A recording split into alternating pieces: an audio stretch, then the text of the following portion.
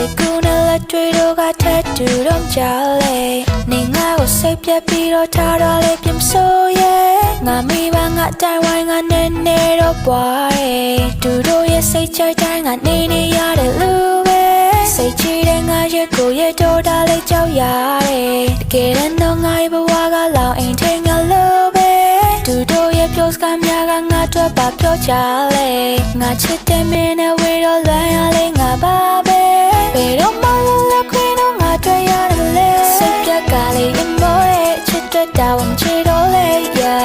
ယ်တော့မှမလေးငါကိုခွေးမတော်ပါနဲ့ဒီနေ့ငါလေးဖွင့်ပြောမယ်မိပါရီစီဝင်ခံလိုက်မယ်မလေးပါဘူးလူတရားကိုယုံကြည်ဖို့ကမလေးပါဘူးဖေဖေမေမေကပြောတဲ့အချစ်ကပူရမကစားနဲ့